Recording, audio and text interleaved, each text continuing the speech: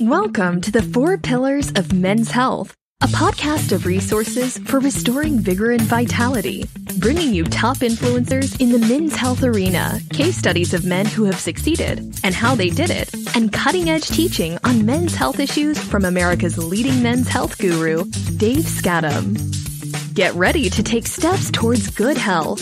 Here's your host, Dave Skattum. Hey, welcome to the 4 Pillars of Men's Health. I'm so glad that you've joined us in this podcast, and I get so excited just thinking about this latest thing I'm doing where I'm just talking to guys that I know about their story and their journey to good health. And there's so many different rabbit trails and routes and journeys that people have taken to get to the place of good health. And all of us have, spectrums of good to bad health, and all of our different areas of health in our life are all on that spectrum somewhere. And it's just neat to hear people talk about where they've been, what they've been doing, their dreams for the future, and things that have impacted them in the past. And I get so excited about this. And I'm especially excited today to be interviewing a guy that I met quite a few years ago.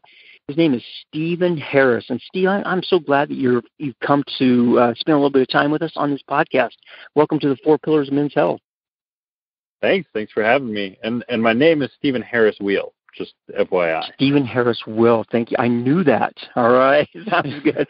Thanks for correcting me on that. Hey, so I just want to tell everybody a little bit about you, Steve. I met you years ago in, I think the first time I met you was in a speakers club that we were both involved with, and got to know you and just fascinated by the way your mind works. And I'm just really excited to hear what you have to say about these topics of men's health today. But a little bit about Steve. I think his passion, from what I know about Steve, is his passion for teaching and helping people learn. Steve has got a degree in applied mathematics and statistics, and he is currently a realtor and a professor or a teacher at Montana State University. And I'm really excited to hear what you have to say about men's health, Steve. And I always like to start these podcasts off by just find out exactly some personal stuff about you. And I start off like this, and I say, Steve, what is on your front burner? What is getting Stephen Harris Weiel out of bed in the morning? Well, recently, it's pretty obvious right now. It's a super easy answer for me.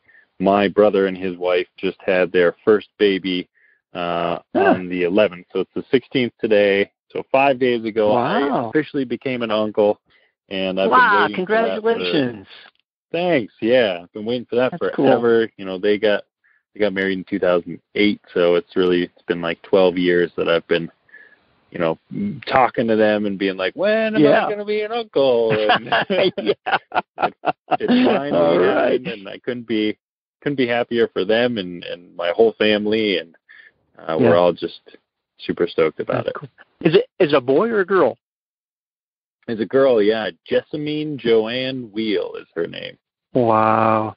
So is she nearby so you can see her a little bit, or is she long distance? Unfortunately not. Yeah, they live in the San Francisco Bay Area.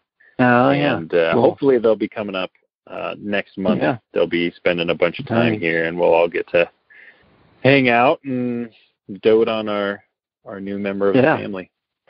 That's pretty cool. Whenever somebody gets a new family member, it's almost like a miracle, seeing a new human being come into the world and join a family and be a part. And it molds them, but it also impacts all the family members. So that's pretty cool to hear about your excitement for that. And it's going to be neat to see how things progress in the future. So, hey, I'm a kind of an amateur history buff, and so I really enjoy reading history books and studying past history. And whenever I think of men's health, my mind kind of always wanders back to the Greek and Roman era.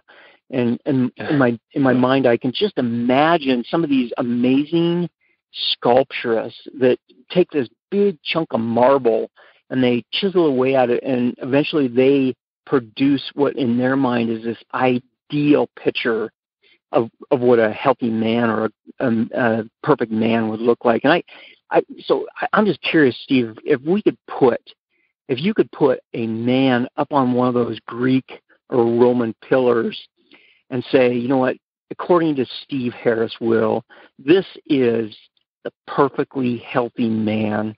Well, tell me, what would that man look like? Describe that person. Oh, wow. That's a fun one. That's an interesting one. I mean, there's of course physical attributes, and it's interesting that you bring up like the Greeks and the Romans and their perspective of what the perfect man was, because I think if you think about the mindset of our society and our culture, it can be a great thing to have that sort of man who is up there on that pedestal and who you want to be like and emulate and work towards becoming. And also at the very same time, like, it can be very disconcerting to be like, this is where I am, and I see that person up there, and it seems like an almost impossibility to reach that at times, and that can be, that can be so detrimental and so hurtful to actually, making progress. So I guess I'd throw that out there first and foremost, and then if I want to talk about the attributes of who I put up there, I thought about this with the if you could have a magic wand, what would you do for every man to help us be a bit more healthy? And the thing that comes up is humility. Like, humility, I think, is that quality, that trait that is often misunderstood. And I know that as a young man, I misunderstood it. I thought that humility was all about being like not saying anything good about myself. It's basically like putting myself down. That's humility. And that was a mistake, for sure. So recognizing that humility is more about being real, about being honest. It's about being honest about where you are and not being bigger or smaller. So there's that balance there too of like don't be putting yourself down, and also don't be so cocky that it's unrealistic. The other thing I think about humility that gets misinterpreted is, I think a lot of men think being humble is being weak. There is that association of weakness with humility, and that is also just an error and not true. It's being humble has a lot of being humble is in asking for help, right? It is making yourself less so that you can get the help that you need. And there's that pervasive myth about men that like, oh, we're never going to ask for directions because we're too proud. And it's like, man, there's so many things in life that would be way, way, way easier if we just ask for help. Yeah. Hey, when as you're describing that, Steve, when I was growing up, one of the shows that me and my brothers always watched, I think it was every Saturday morning, I think it came on. It was this show called The Lone Ranger, and it was about the law enforcement guy that had this big horse. He wore a mask, and he did almost everything by himself. And he did have this guy, like a sidekick named Tonto. It seemed like he always got beat up or whatever. But this Lone Ranger was like, he could get out of every situation. He knew what to do in every situation, and every time it worked out for him. And that I think that's really ingrained in us, maybe especially in Western society, where we need to stand up and be a man. And I was saying, as I've gone through life, I've found that's not really, successful people are really not that way. And I think that just really dives right into your whole thought on humility and how critical it is for us to really have a positive but accurate self-view of who we really are. And I'm just curious. I'd like just peel that back a little bit. When you think, so the question was, what is the perfect healthy man? And you said humility. So how does humility make you healthy? It's humility makes you healthy in that it's the ability to recognize that you can make mistakes and be wrong. And it's interesting you gave that example too about the Lone Ranger. Is like you see him just making the right choices all the time, and everything works out for him. So it's also breeding this notion that you have to be right all the time. And one of the best books I ever read, and one of the most influential books I'd say for me is called Being Wrong. It's by Catherine Schultz, and it opened my mind to really embracing being wrong and making mistakes and how important and valuable those are. And also, it helped me to really separate myself and my ego from like error and mistakes, because it's so easy and common and part of being human to make mistakes. Sorry, I went on a little bit of a tangent there. You mentioned, okay, so how does humility help you be healthy? It's in being able to both ask for help and accept help and criticism when it's important. And also, I think one of the other really important things is relationships, and you build better relationships, I think, with other people when you come into the relationship with a sense of humility. So, I listen to a lot of podcasts, a lot of different information, and along those lines, there's one that pops up into my mind about addiction, and basically kind of the psychological studies on addiction that have happened in the past and the new studies.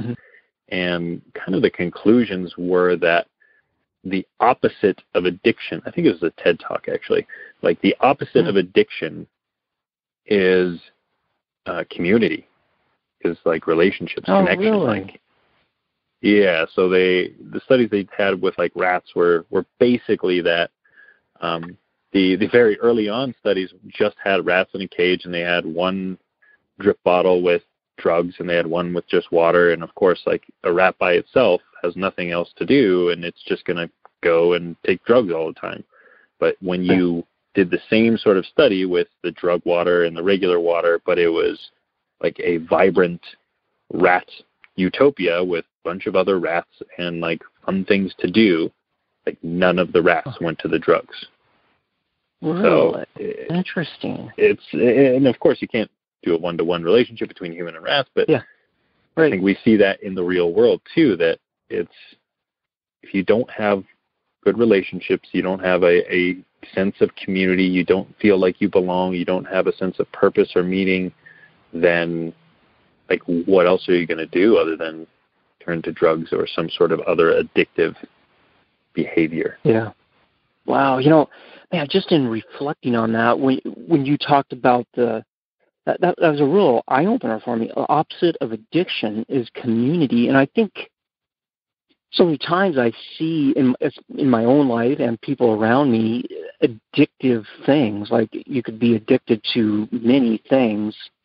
And it's almost like an addiction is almost like causes like not a physical, but like a hemorrhage in your life. It like blows a certain area out of proportion in your life.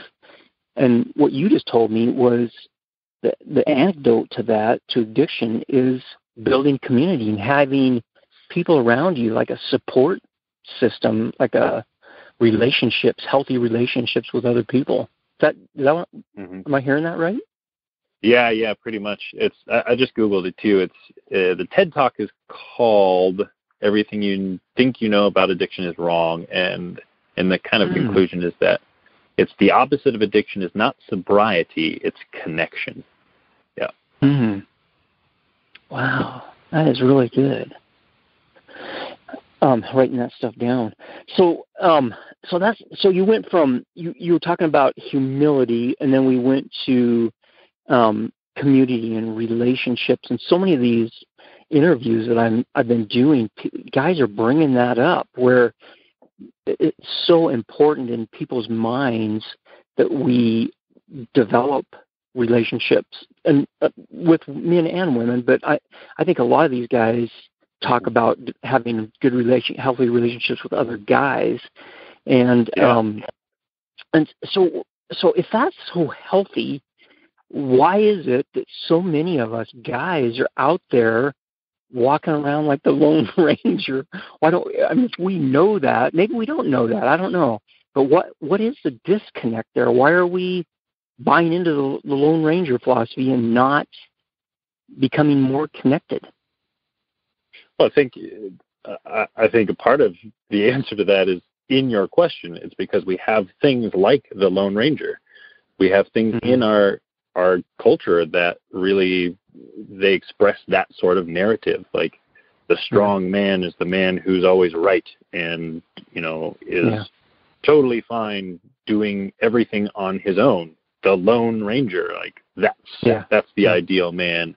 And we get that in our heads. And, I think about myself, and I'm definitely not proud of who I was, and I'm super happy that I'm where I'm at today. But thinking about me, I think I was so competitive as a kid. Like that's part of the reason why I found it challenging, I think, to have good relationships with other men, is I always saw them as competition.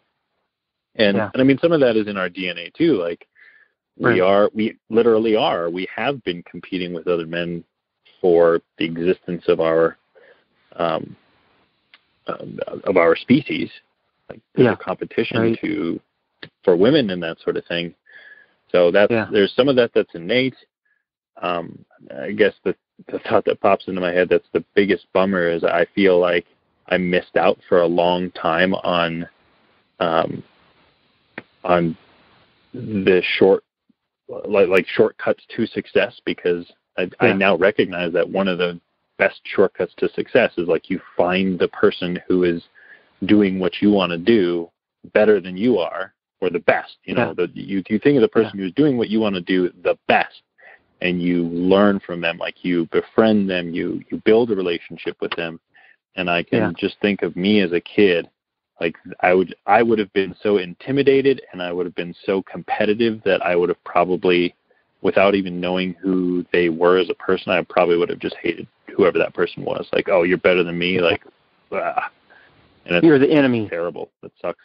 Yeah, you're the enemy. Like, you're my competition instead of like you're somebody who I could really learn from.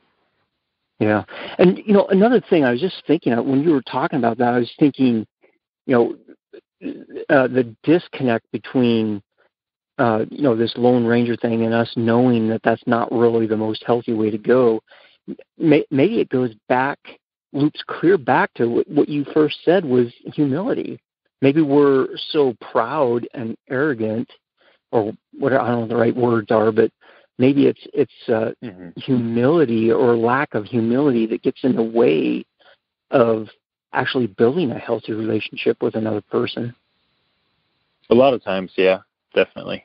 Yeah, that's a big factor. Yeah, good stuff, Steve. That is really good stuff. So now let's maybe we won't totally flip the coin because we talked about this a little bit, but so now we've talked about the healthy guy. He's a person of humility. I think you mentioned, humility, having a good community. Connection with other people. So what do you think it is that makes men unhealthy? What makes men unhealthy? I would say, and I guess I'll go to one of the questions you sent me was, what makes you a healthy man?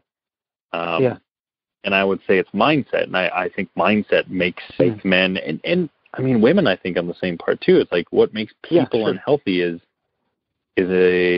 poor mindset. Yeah. And I've been thinking a lot about this, and again, this is something that I think I recognize was an issue for me for a large part of my life. Is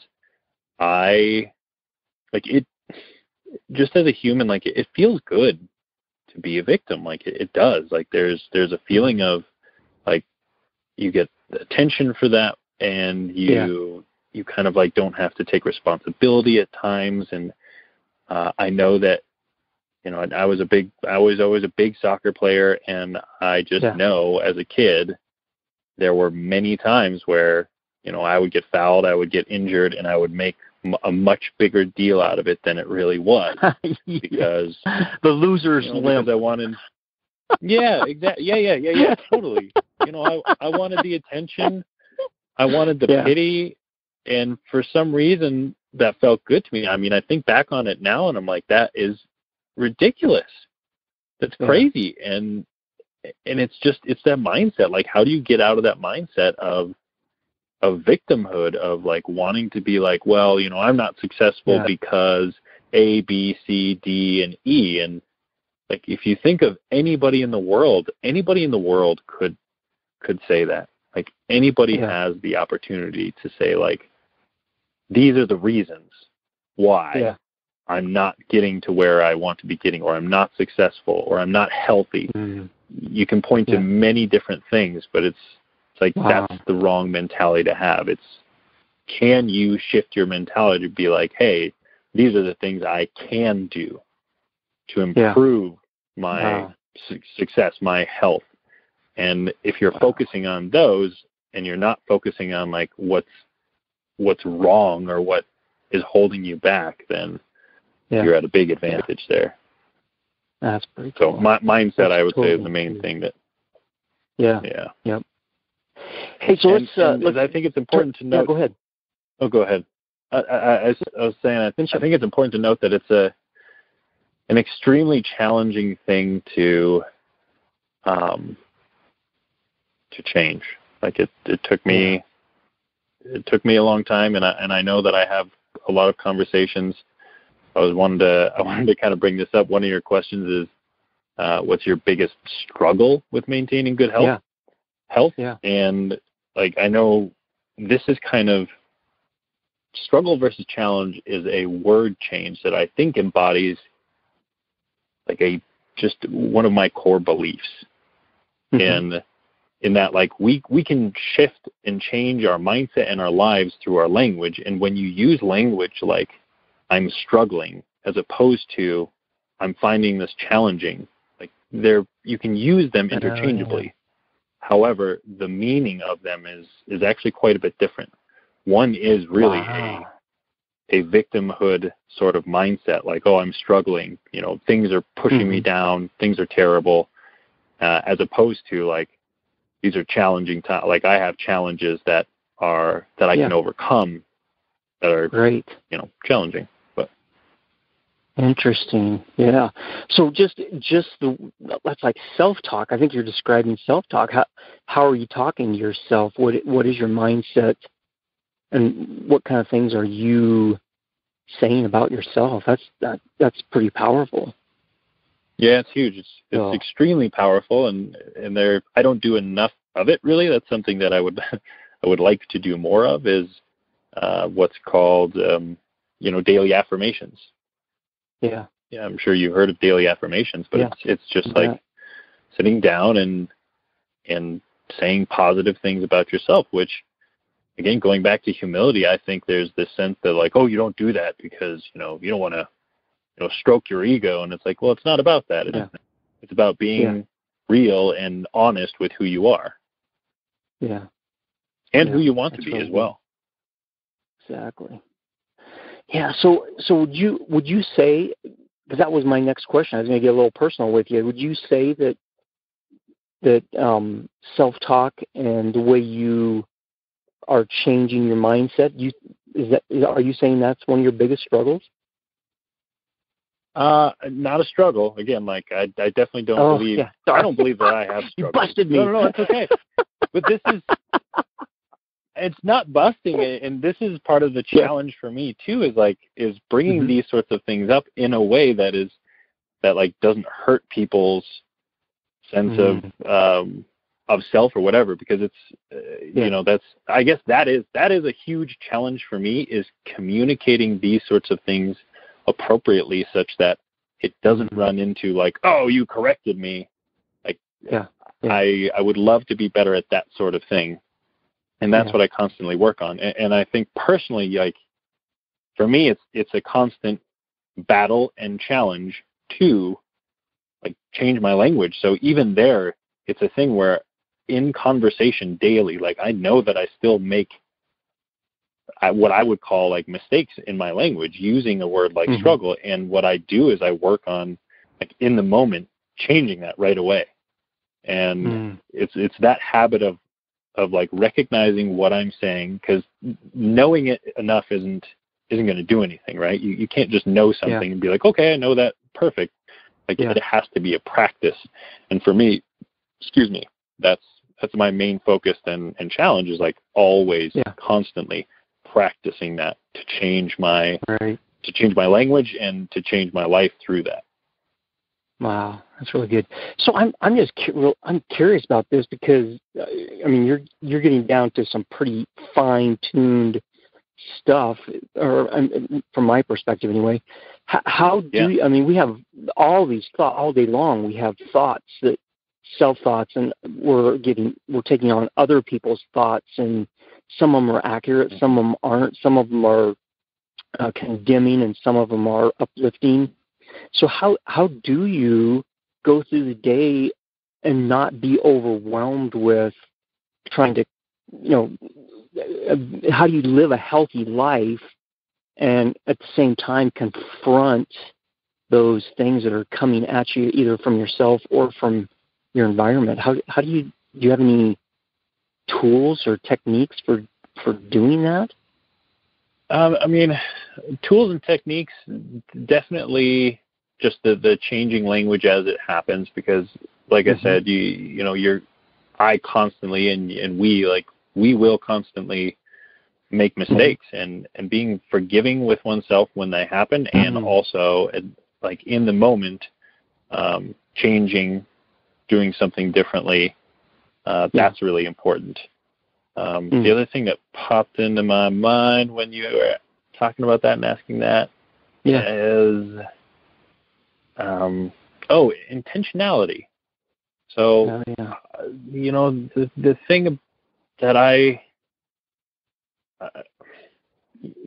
thinking about like who's saying stuff and where and how, and whether it's positive or negative, I suppose I structure my life I work to, because I'm not perfect at this either, like I work to be very intentional with what I do with myself and my life, and a part of that is being intentional with the people who I'm engaging with. And like, I recently had an experience where I had shared something and I had some kind of blowback to it. And they were people that, like, are friends of mine, and at the same point, like, what they were saying was so like off base to me that it was like, well, I don't feel any need to engage with this in any way other than like thanking them for sharing their perspective or engaging with me, but like I don't need to engage with that because it's not something that I feel is productive. And I think it's important too to note in that instance that it's not like they just disagreed with me and I don't want to hear people who disagree with me. That's not the case. It's that I don't think that either of us would have, well, it wouldn't have been worth my time, and it's not my mission, I think, to engage with a person in the sort of way that they were kind of engaging. Yeah. Yeah, that's I should get you back on here. We could just do like a whole session just on that. That's pretty heavy and deep and wide. So really, the way we process this stuff is so it's such a big deal. So thanks for bringing that up. Hey, so Steve, I just placed this big crown on your head. You are Steve, the king of the world now, and you have a magic wand. You referred to this earlier, and you're looking around and you see all the things that are happening in the world of men's health, and you just came up with the most brilliant way of solving this whole problem. What kind of thing would you do with this magic wand to have the most impact on the most men in the area of men's health? Yeah, I would go back. I'd go back to humility. I would instill humility into like every man. That's what my magic wand would do for sure. Huh. Really? Yeah. That's a whole nother podcast just in itself. Talking about we've got like 3 or 4 here, I think. I know. All right. Hey, well, let's. We're about out of time here, Steve. So let's wrap this up this way. I don't know if you want people to get in touch with you, or I don't know if you have any projects going on that you want people to be aware of, or whatever. But if you could just wrap this whole thing up with some closing thoughts on men's health and what we've been talking about, and if you want somebody to get a hold of you, how we do that, and if not, you can just blow past that. But just kind of wrap this up with some wise words of wisdom from Stephen Harris Weiel. Ooh, wise words of wisdom. 3 W's from the Weiel man. I guess it'd be like always know that you're going to have challenges. Challenges will always be present. You can always overcome them, and you have immense strength yourself. And if for some reason that is not sufficient, then there's always help. Like there's just, living in America, in the society we live in, I think this is another just mindset thing. Like I firmly believe that there is help out there, and there are choices you can make to always improve your situation just by asking for help or finding the right people. It may take more effort than you might want to put forth, but like effort and help, you can accomplish and do anything.